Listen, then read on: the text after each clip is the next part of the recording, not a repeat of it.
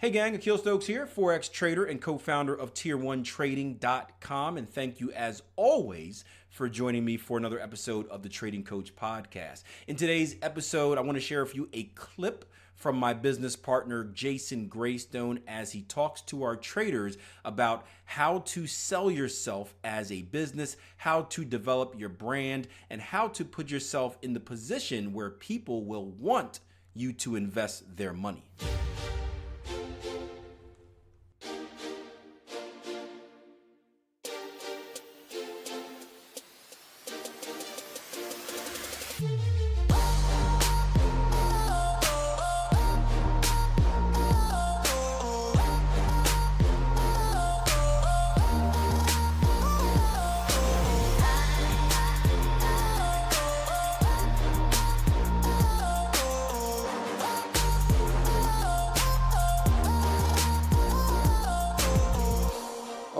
So I did put out that module. If you've watched it, great. If you haven't and you're not really interested in that just yet, don't worry about it. But I did want to talk a little bit about pitching an investor, because when it comes to actually talking to an investor or going out there to attract an investor and actually having a conversation with them, you're going to have to present yourself professionally, because it's a business. You're going to be managing their money, but at the crux of it, right? The investor wants to know that you're serious, you're treating it as a business, and that their money is in safe hands. Okay, bearing in mind they are an investor, so they've got an appetite for risk. Okay, they're actually giving you. They're not just an investor. They're a speculator. They're speculating by placing their money with you. So you haven't really got to break down too many barriers on that side of things, because obviously they are happy that they're looking at you as a speculative vehicle to place their investment. So it's slightly different. If the types of people that you're going to attract for trading are, they have a higher appetite for risk. A bigger appetite for risk, I should say. So you don't have to break down too many barriers there, but you do have to absolutely treat it like a business. And the best thing you can do, and this is what most people don't do, this is probably the most glaringly obvious thing. Put the work in and treat it like a business from now. Okay, start logging results. Start logging your performance. Right? Start writing articles or blogs. Start writing a blog. Start recording your analysis. Now, I'm not saying that the investor or the speculator that's going to invest with you is going to watch your videos or read your articles. Okay? But it will, as Naomi just said, it will bring credibility to your name. There's a massive difference in someone who's just out there saying, can I have your money, to someone who's actually got a passion and has written and given their opinions on the market. Everyone agree? Right. Okay. So say for instance that you wanted to let's just say, for instance, you wanted to go and have some kind of new surgery, right? And it was a new type of surgery, some innovative surgery. Who would you go to? Would you go to someone who's just opened up a clinic, or would you go to someone who's just opened a clinic but written a book on the subject? Right. It is literally a no-brainer. It's a no-brainer. And why? Why would you? Because it shows that they care. It shows that they care about the industry more. They care about the process more. That's all it says. That's all it says. I would not even say it's knowledge, Manish. You could have the same knowledge. You could have less knowledge. But because you've gone and written a book about it, you care more about it. And that's it. You care more about it. And people want to pay for people who care. And it's the same with investing. If you're out there and you've built your name a bit, you've sort of you've featured in an article, or you've put your name on TradingView, or you've gone on to MyFX book and your login account, and you're actually writing articles about it or writing analysis, that's gonna be more attractive. It's gonna be more attractive. And when it comes down to the first part of pitching an investor, really you want almost like an authority, a claim to fame type thing. You definitely want some authority. So here's an example. Whenever you hear my videos, so you'll see my videos on YouTube, and I open up and I say, my name's Jason Graystone. I'm a co-founder of Tier 1 Trading. So immediately they know who I am and what I do. They know that I'm put in that bracket. Tier 1 Trading. Okay, so that's a trading company. Right, and they immediately know. They put me in a category. There's nothing worse than not understanding what someone does. Someone will come to you and go, we build innovative teams that make change, and all that stuff. It's very, very difficult to stay engaged with those types of people, because after 2 minutes of talking, you're like, what do you actually do? All these sort of buzzwords. It's very, very difficult to stay engaged. You want sharp, so you listen to my video. I'm Jason Graystone. I co-founded I'm a professional currency trader. I co-founded a company called Tier 1 Trading. I've worked with blah, blah, blah, blah, blah, authority. Right now I'm writing my book. I'm working with the guys inside the platform. And my big mission is that I believe everyone deserves to live an inspired life. And by implementing simple strategies, investment and trading strategies that I've implemented into my life, I want to free up as many people as possible to liberate them from the 9 to 5, because I believe everyone can do it. Does that sound familiar? Heard me say that before?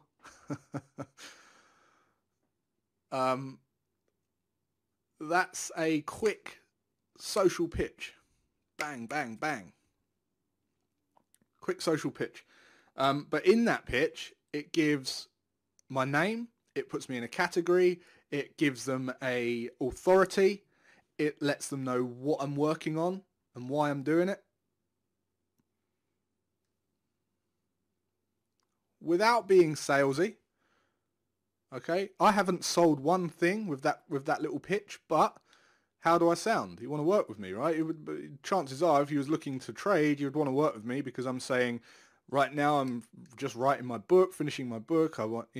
I believe that everyone deserves to live an inspired life. I believe people are better human beings when they have wealth.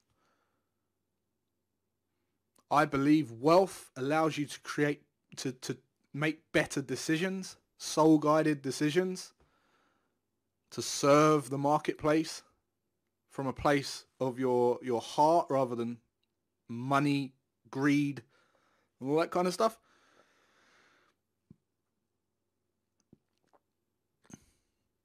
And that's just the first thing. So hopefully, you can watch this video back, but just take notes on this stuff. Andrew says, sounds good. Presumably using technical terms builds credibility too. I just think that terms that people can connect with. Okay, so you do want to, before you work on any kind of pitch, and I always do this, is you want to build some kind of avatar of who you're looking for. Because this is where people go wrong so often. They start a business and they go out and try and get business. Sounds obvious, right? But what they do is they take on anything. And they don't see it in the short term, but 5 years down the line, they're going to have a headache. And I'll tell you why they have a headache. Because they've got a load of clients that are an absolute pain in the butt. Pain in the butt. Right? But now they're at a place where they've got to keep them, because they're just getting they're not getting appreciated by these clients. They're not getting the little bonuses. They're not getting the little, they're not being rewarded for doing what they're doing. They're not fulfilled, so they're probably not performing as best as they can, because they're like, oh God, I'm really starting to hate this. and you just don't shine. Does that make sense? You're not the best you can be. So a very, very brave and courageous move at the beginning is to select your ideal client. And this is what, honestly, people get this wrong in every business. So this involves going, who do I want, right? I want someone who maybe lives abroad, okay, has had a lot of experience in investing and speculation. Okay, so for instance, you could say, I only want investors who have at least 2 businesses, right? And the idea is that you're brave enough to filter out anyone that you don't want to work with. Now, what does that do to the person? What does that do to the investor's mind? Let's just say that you go, let's just say, because someone comes to me, right? So, and people come to me all the time, and I say, yeah, I really appreciate your offer. Someone came to me on Friday and said, look, I've got some money. I've got 10, 15 grand, and would you be interested in managing any money for me if I start putting money your way? And I said, I really, really thank you for the offer. But in order to fulfill the partnership on both sides, I really only take a minimum of £250,000 of managed of funds to manage. And what do you think that does to their head? What do you think that would do to an investor's mind? Would it give them confidence?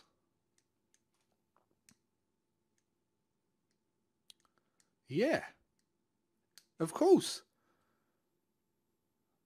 Right? Not only does it give them confidence, they'll happily wait until you have got like an opening or a slot available. They'll by saying that kind of thing, they will instantly think, this is the person I want to manage my money, right? They've obviously know what they want. They know what they're doing.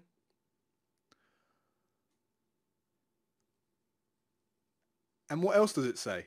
It says, it says to them, if I put my money with this person, I know they're very selective over their clients, so I know that they're going to give my money the focus and attention, because they're not going to be distracted by taking on all these other clients. Does that make sense? Right. Now, the second thing you have to bear in mind is the person that you're going to attract is not interested in trading themselves. Okay? In fact, an investor, okay, in inverted commas, an investor is someone who doesn't want functional roles. Okay? You've probably read Cash Flow Quadrant. Has anyone read Cash Flow Quadrant? Talks about the self-employed, employed, self-employed, business owner, investor. Right. By the time you get to the investor, you own the businesses. You want to own a system. You don't want to do the work yourself. It's not smart. By the time you get to an investor level, it's not smart to do the functional stuff that you don't, that's not in your skill set. It doesn't make sense. You just want to buy a system, buy a business, buy a franchise, buy a trader, right? Or invest in a trader. So they put their money with the trader. They're not interested in learning to trade themselves. So they don't want to be bogged down with all of the technicals and how you trade, right? So you can forget about all of that stuff. You don't want to be bogging them down with, this is exactly how I trade. In fact, I would go the complete opposite. In the module in the platform, I say, lay down the law a bit. Say you do not. All right. So where were we? Yeah, we don't want to bog them down with technicals. What we do want to do is we want to preempt the problem. And this comes from building the avatar. How much do they earn? What criteria do you look for in an investor? What type of person are they? Really drill that down and be selective over who you attract. And then you only need a couple of them. because they're going to be ideal clients. They're going to pay you on time. You know, you're going to have fun with them. They're going to understand. They're going to give you extra bonuses. They're going to throw more money at you. And it will just be a perfect partnership if you can be selective over who you work with. So you don't want to bog them down with technicals. What you do want to do is preempt the problem. So what is going through their mind? Well, who is this person? You've answered that. Okay. What gives them the right? Why should I trust them? And this is where you start going into a bit more into the insights and the problems from your experience. So you want to maybe do some research or sort of put together a little section on the common problems and fears and doubts that go through the investor's mind when they're looking to place an investment. And you want to just smash through those objections before they even come up. All right. So one might be, you know, well, what might one be? One might be the max drawdown, right? So you could say something like, one thing that, you know, that's really common, that breaks partnerships or sort of jeopardizes partnerships between investors and speculative traders is the fact that the trader takes a much bigger drawdown than the investor has appetite for risk for. And I make sure that I always have a slow and steady equity curve, blah, blah, blah, blah, blah. Make sense? Another thing might be their time. That's a big one. That's a massive one, their time. So another big problem is, you know, when investors invest with traders, the trader wants too much of their time to check in and sort of get approvals or, you know, or to review. I do all of the review. I take care of all of that review, and I send you a monthly thing. It's automated. It gets in your inbox. You click a button to say happy, comes back, blah, blah, blah, blah, blah. All that kind of thing. If you can pinpoint all the problems, put yourself in the position of the investor and start to think about those problems that might be going through their head. Not just emotional problems, but just hassle problems, pain points. Get deep on all of those so that you knock out as many as you can. And then what you want to do after that is pose the solution, how you do it. Okay? So the problems and then the solutions.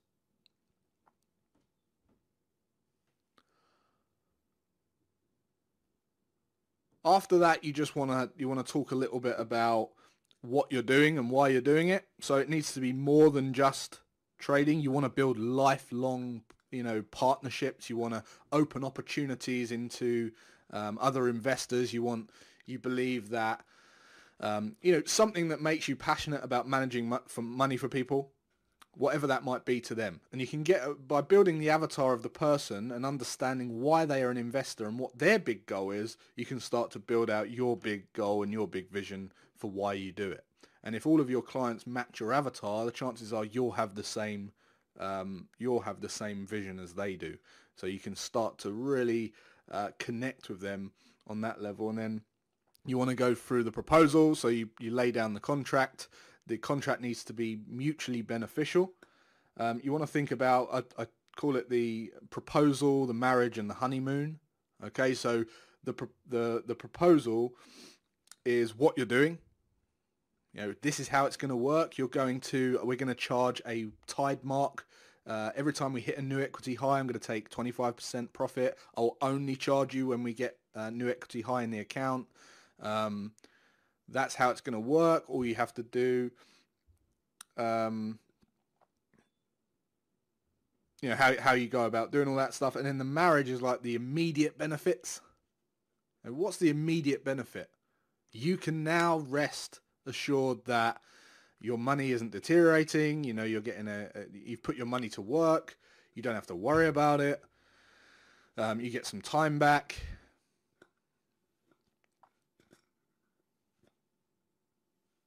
How the relationship's going to work.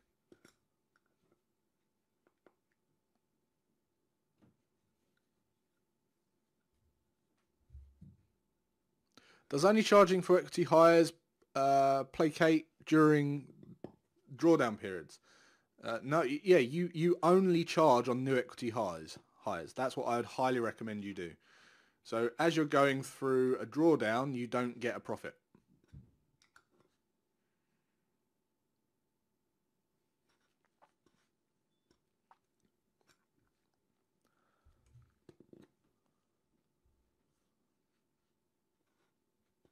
Yeah, you can change to an annual fee, and I know people that change to annual fees and performance fees. Yep, a management fee and a performance fee. But remember, look, did I tell you a story about the guy who was going to build a website, or he was going to be a web developer? Yeah, exactly, Naomi. Yep. You want to do the work so it errs on the side of their benefit first. So let's just say, there was a story with a web developer where these web developers are out there charging 6, 7, 8 grand for a web. Let's put this example into a web developer, because I've had my fair share of, it's been a bane of my life, web development over the years. And the problem is, once it took me 5 years to design to get a website launched. And here's the reason why. A web developer will come in, and typically it's one IT business savvy guy who has a team of developers. And the actual guy that's developing the website, he isn't even the guy that runs the meeting. Some other guy that runs him. And he'll come in and he'll say, right, what do you want? And we'll say, well, I want a website. And they'll say, sure, we do great websites. All we need you to do is, because you understand your business and we don't, so really what you've got to do is write all the copy. You've got to provide us high-res images. You've got to sort of tell us how you want it all laid out, and then we'll just put it together, really. And it's going to cost 10 grand, and it's going to take months. Right? What I'd like to do, if it was me, if I was developing a website right now, I would go and build 3 websites for nothing for people, and I would get testimonials, right? What I would do then is I would go and say, let's just say we picked a chiropractor or a psychologist. I would go and look up some old dead websites from local psychologists or chiropractors or dentists, and I would build a website. In the background, I would pay for it all. I would pay for the £100 theme. I would put all the work in. It would probably take a week to build. I would use all the images and everything and the text from their old website, but I would put some nice new Shutterstock images in. And I would design a beautiful website that would probably cost me a week of my time plus, I don't know, $250 maybe. Then I would take it to the chiropractor or dentist and I would say, listen, I know you're short of time. I know the pain points of building a website, and I know you've been meaning to do it for years because your website's quite dated, and I know it's been on your mind. You've never got around to doing it because it takes up so much of your time. You're required to write all the copy. You're required to supply all of the graphics. You don't really know too much about technology. You just want to concentrate on what you're good at, which is dentistry, and you don't have time to build a website or think about URLs and all this stuff, right? So what I'd like to do for you is I'd like to show you your old website, and I'd like to show you this nice new website. And at the click of a button, we can change this domain over to your website and the job is done. And immediately, the immediate benefits, the honeymoon, you have got a brand new website. Now we can always add to this later on, but the biggest pain point is done.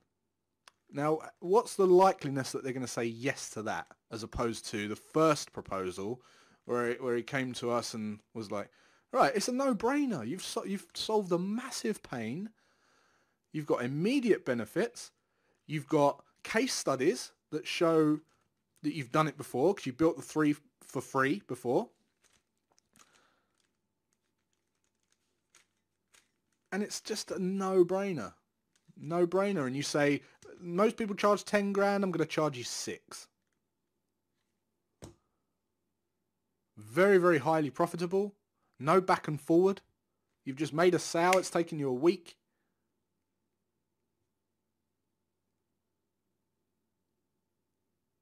Free scale and polish. Exactly. Yeah. And then you go on to say, and then because they love that and they're happy with that and they trust what you've done and they're so over the moon, right, that you've resolved that pain, what do you think you can do next? Listen, now we've got this site going. I want to make sure that your business thrives. I think we can build in some campaigns, some Facebook ads. I'd like to manage this site for you year on year and maybe manage your social media so it integrates with the site, and I'll do a social media post for you once a week on every platform, and we'll run some Facebook ads and things like that for a set fee of so-and-so per month, £500 per month, £1,000 per month. How's that sound? Of course. If you can do this with my website and you can bring in more business, and I don't have to do that either, I'll pay you a management fee and I've paid you for the website. So I know that was a bit of a weird example, but it really does work that way. And you want to sort of shift the thinking into, it's not about you, it's about how they're feeling, what pains they've got, what objections they might have, and how you can really solve that problem for that person. This is why I believe that, this is why I believe that wealth is the key to successful businesses, successful people, and I'll tell you why. Because when you're in scarcity and you're in survival mode, you don't think like that. You go out into business and you're trying to pay the bills, and it's like, I must just think about earning a quick buck, right? Whereas if you just go, I'm going to have the guts to be selective over who I work with. They're going to go, I'm going to design a package for my perfect client, the perfect person out there, and I'm only going to go and talk to those people. What that does is it allows you to charge more money, right? Because it's more fair exchange. They're more fun, and you'll be very, very fulfilled because they'll appreciate the work you do with them. And that's it. So most people don't think that way around because they're sort of trying to get the money quick, when really if you put the effort into building this in the background, start logging your trades, start journaling, start treating it as a business and thinking, what would someone want to see of me? Don't go out there and get butthurt when no one wants to listen to you, when you've just come out of the woodwork and you're demanding this and you're demanding that. It won't work. And then lastly, on the pitch, you just want some kind of nice essence, something to leave them with, to make them feel good, to feel uplifted. You're really in good hands. I've got a good reputation here. I'm very, very serious about this, and this is why I do it. This is I can see us doing lots of business together in the future. And that kind of thing just finishes it off nicely and makes them feel uplifted. So, long answer, about 40 minutes on investment pitch, but some ideas there hopefully for people. And my advice would be go and write this stuff out into sections. Write it out and learn it. Believe it. Read it. Be it.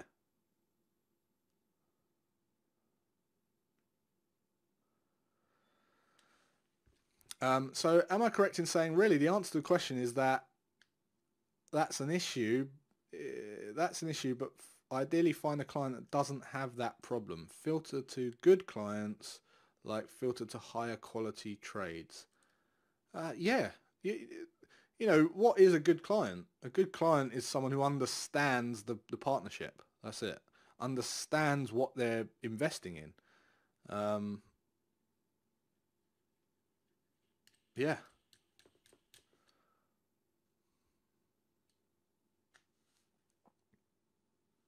Yeah, don't recruit any client. Yeah, don't chase any money. Build your authority. Build your authority. Have confidence in yourself. Start treating it as a business, and then build your ideal client and go out and look for that client, or as close to that client as you can. Lay down. Be selective. There's something called with or without you vibe. Anyone heard of that? So you want to go with this with or without you vibe. So if you think about someone in desperation, right? You're going to go and you're going to go, it's a bit of a scarcity thing. So you say, let's just say, for instance, you really, really desperately needed this person. You go and you go, oh, I'm so nervous. Like, I'm going to go in and see this guy. I really, really need I really, really need his investment. You're going to mumble, you're going to bumble, you're going to go in, you're going to look desperate. You're going to act as if they're going to play you, right? They're not going to have confidence in you. You might start sweating. Whereas if you had this with or without you vibe, so for instance, I'd go in and go, hey, listen, I'm taking on 10 investors this year. We've got signaled interest for 8.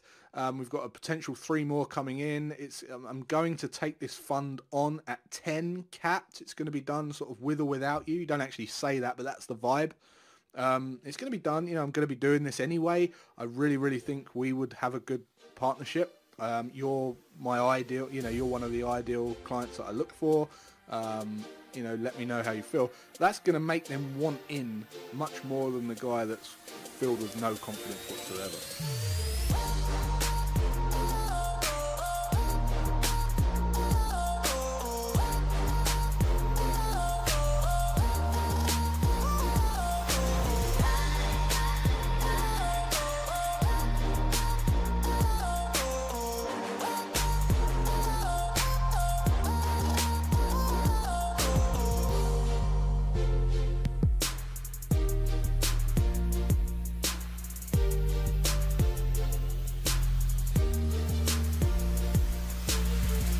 All right, so I hope you enjoyed this episode, and I know you did because you were listening to the very end. And as a reward, I want to remind you of this. Jason Graystone has an awesome weekly newsletter that comes out called the Always Free Mastermind newsletter. It is a must read, in my opinion. It is what allows me to get through the weekend and really get pumped up for the week ahead. It covers not just trading, but a lot about wealth and wealth mindset, wealth accumulation, wealth acceleration, wealth inspiration. If you're someone that wants to have a successful mindset, if you are someone that wants to be successful at life, no matter what it is, this is a must read newsletter. So check it out. I'll throw a link in the show notes below where you can sign up and get it sent to your inbox each and every week.